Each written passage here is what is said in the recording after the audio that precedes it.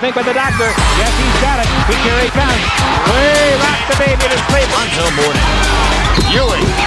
Oh, wow. Oh. He's going to try to get one more shot off the hand. Push the buzzer.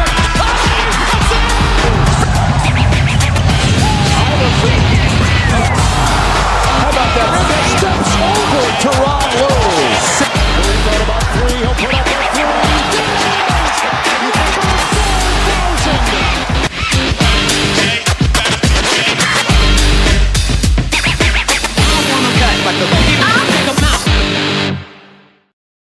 Ladies and gentlemen, boys and girls, children of all ages, Boom Broadcasting presents Three from Deep.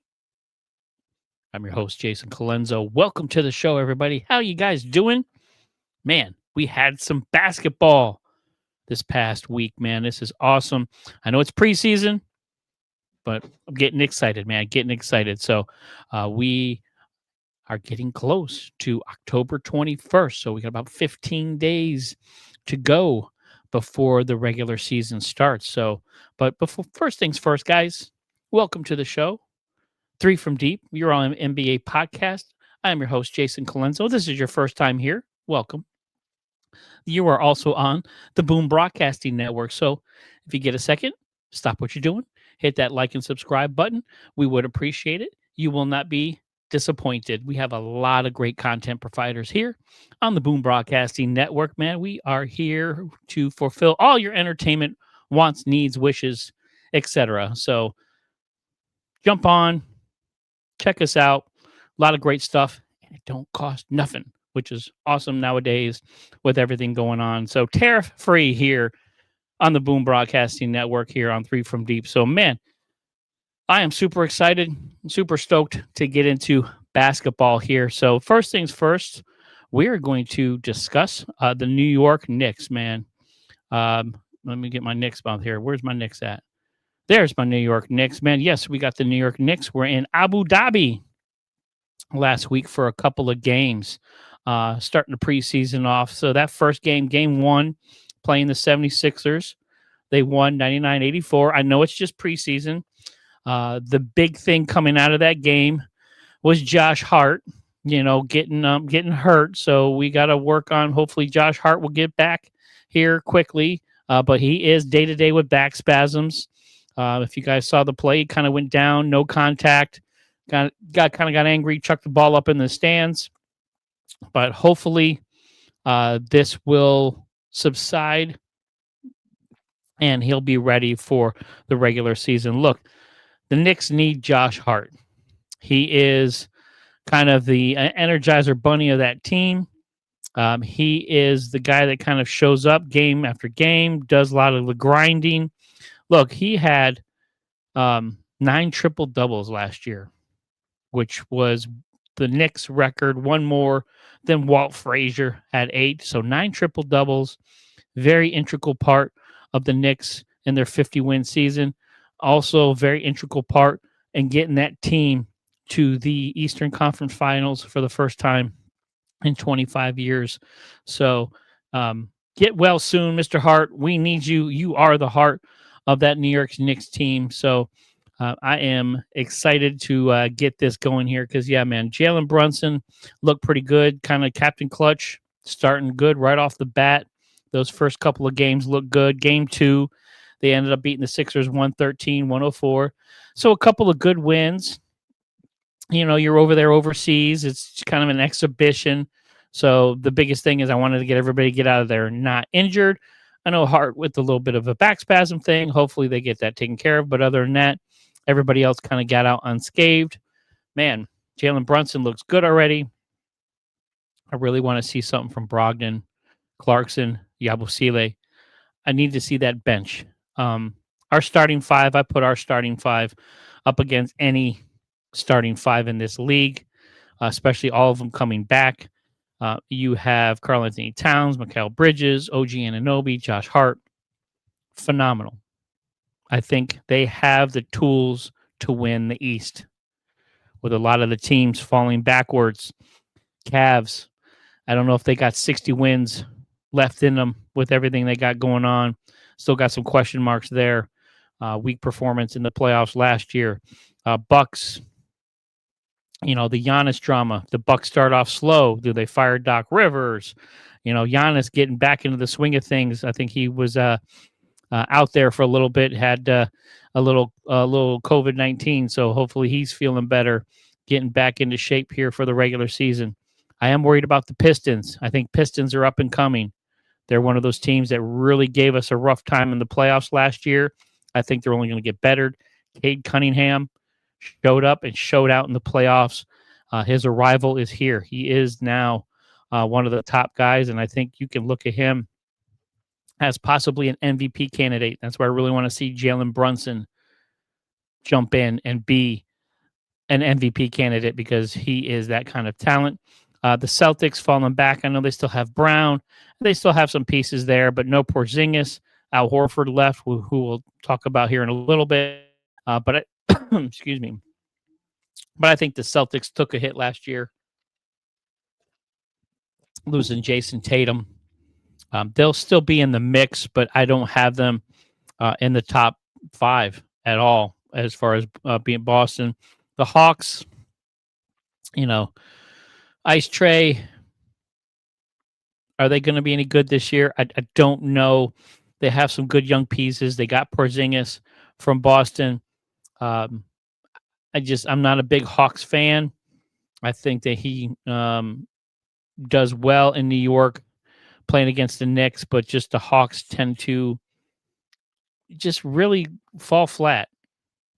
So we'll be interesting to see them. I really am worried about the Pistons. Another one is going to be the Magic. The Magic really improved themselves this offseason. It's going to be huge, huge for that team. Paulo Banchero, Franz Wagner, they're going to have a squad there in Orlando. So don't be surprised to see them in the top 3 or 4 this year coming out of the East. But yes, New York Knicks coming out of Abu Dhabi there, 2-0. Preseason, I know it's not much, but I really need to see the Knicks start this season off fast. I know people don't really count the NBA season starting until like Christmas. They kind of fluff off the beginning of the season through October through November. Just, it's guys getting started. There's not they got a lot of injuries coming out of the off season. Guys don't really ramp up until like Christmas time, but Knicks, I think if they can start off fast, start off getting into the lead there in the East, I think they can hold the lead. Mike Brown, I know he has a lot of big shoes to fill now that Tibbs is gone. He had back-to-back 50-win seasons. He made it to the Eastern Conference Finals last year, so anything less, I think, would be considered a failure. You have to at least win 50 games. You have to at least get to the Eastern Conference Finals. If you don't do that, this team is going to get blasted. So, but they have the talent to do it. I think they have the bench depth now to do it too. That was one of the things that really hurt them last year against the Indiana Pacers. That Pacers bench was ridiculous. They had guys coming off that bench, scoring in double digits that really, really vaulted them ahead of everybody. They played so fast and so furious. No one can catch up because no one's bench was as good. And I think the Knicks went out and improved themselves. So really excited for the season.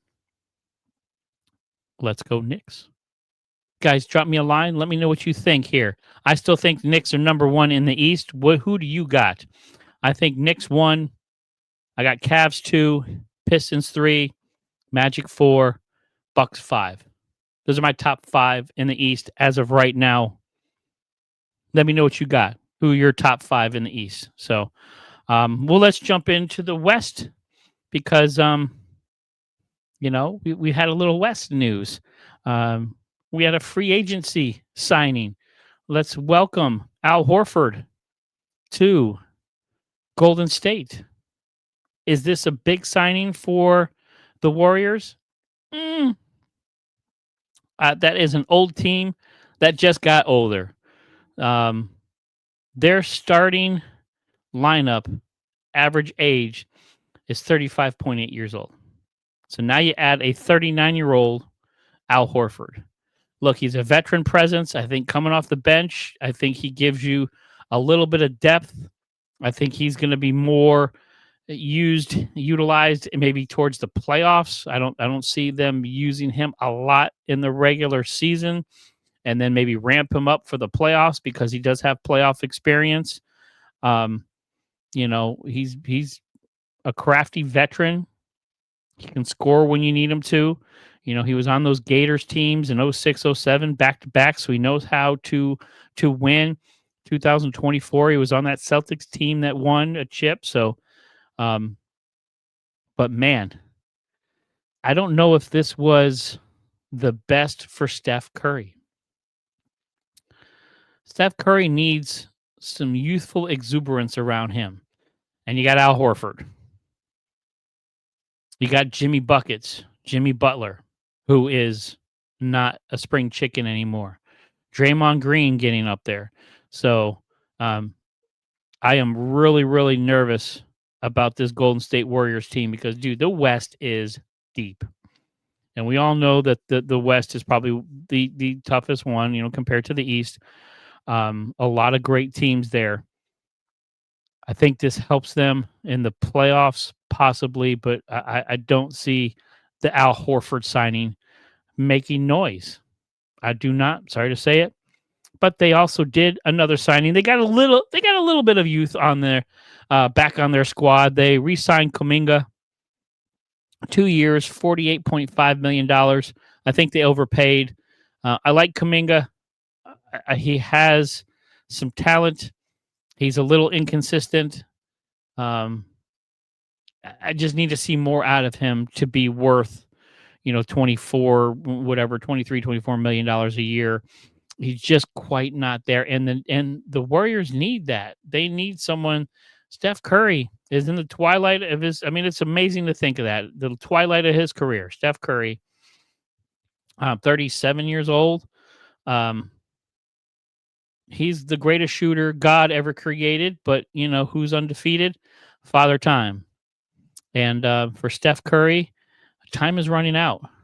I don't see this team being competitive enough to win the West. And it's unfortunate to say that unless they do some kind of dramatic trade, maybe go out and get Giannis. I know Ja Morant's floating around out there. Is he going to stay and be the one in Memphis? But, Kuminga, good piece. I don't think it moves the needle, not in the West. The West is too deep right now. The West is too strong. I think Golden State, they may be the 8th or 9th. I don't even know if they make the playoffs this year.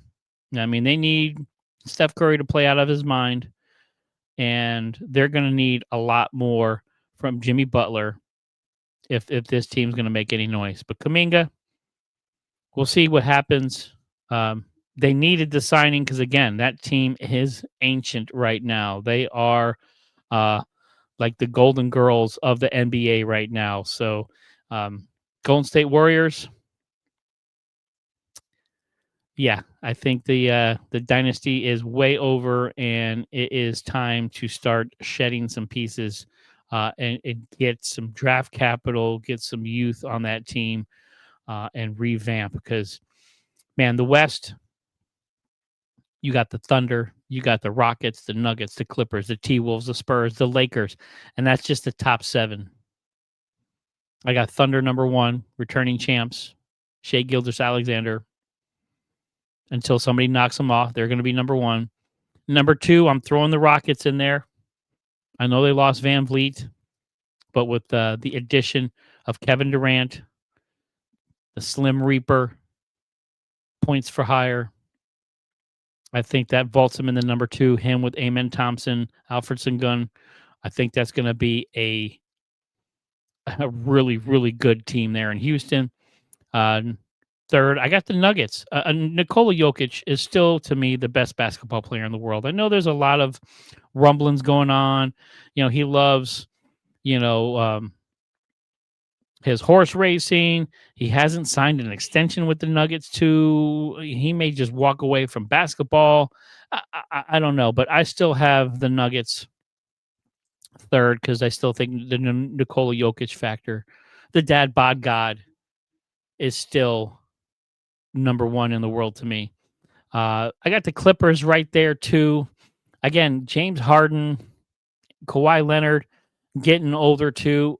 I got to throw them fourth, but I think they just tend to. I think they're going to fall off a little bit this year too.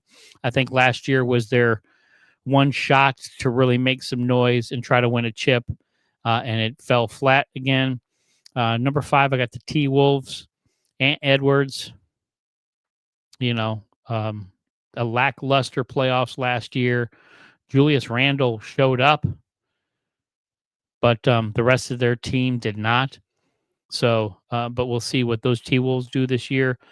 If the Spurs are healthy, I think that's going to be one of the best teams in the West, man. De'Aaron Fox, Victor Wembanyama, the Parisian Pillar. Still got to get that nickname out there, guys. They have castled. I mean, they have a solid team there in San Antonio. I really, really want to see them healthy and play their full complement. I think that San Antonio Spurs team is going to make some noise. I got them 6th. And I got the Lakers 7th just because of the Luka factor. I think this Lakers team is in trouble. They played Friday night. They got whooped by the Suns. DeAndre Ayton in his 1-point performance had everybody looking at him cross-eyed. So I think this Lakers team is in trouble. Luka looks great, and Luka is Luka. But it's, the LeBron James farewell tour. Is Bronny James going to take a step forward? Who else on that team is going to step up? Austin Reeves, Dalton Connect. A lot of Lakers questions there in a deep, deep West that is going to be really tough. I just don't see the Lakers. I got them 7th, but I don't know. I don't even know if they can make the playoffs. There's a lot of distraction in LA right now, with not a lot of help for Luka.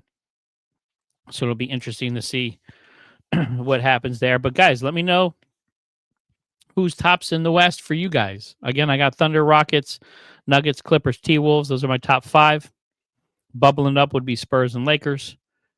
Who you got? What you thinking about here? We're early in the season. We're just getting close here. Again, about 15 days away from tip-off to start the NBA season. Super, super excited about it. And then tonight, dude, Monday night, we got all kinds of preseason action going on. We got the Bucks versus the Heat. Again, Giannis back practicing. I don't think he's going to be playing in any games, but Bucks Heat, that's going to be interesting to see what happens there. Heat, some expectations there. Tyler Hero. Is he finally going to show up and be the number one they want him to be? The Heat could have traded him away so many times, but they've really held on to him for some odd reason, and I don't think he's really shown up and become the guy that they expect him to be. So a lot of questions there on that Heat team, a lot of questions on that Bucks team. I think Doc Rivers, I think if they start off slow, I don't see him lasting past Christmas. So a lot of questions there in Milwaukee. You got Hawks, Rockets. So it'll be interesting to see, again, that Rockets team. Pistons, Grizzlies. The Loonings, Looney Lions versus Spurs. Again, one of those European teams that coming over play here. Do a lot of those preseason exhibition games here, but nice to see the Spurs. Again, I want to see that team healthy. I want to see Victor Wembanyama just play down low, stop shooting the 3 ball. You got Thunder versus Mavs. So the champs start their repeat run tonight, and then the Cooper Flag era begins. So that Mavs team, especially with no Kyrie Irving for at least half the season, or at least, if not more, until February. Anthony Davis, street clothes. Can he stay healthy? And then you got the Nuggets Raptors tonight. So full complement of preseason games, guys. We're getting super, super close to the beginning of the season. I am very, very excited about it. So that's really all I got for today. We get some more news. I'll drop some more news for you here. But let me know if you're excited for the season, guys. Who do you think comes out on top? Who is your top team? Who's in running for the MVP? Who do you got like this early in the season that's already starting to prognosticate who we got for our league MVP? So, guys, hit me up, drop me a line. Again, don't forget to like and subscribe. Jump on that Boom Broadcasting bandwagon. And I thank you, guys, very much for joining me here on Monday. And I will see you. Peace. I will see you next week. Later.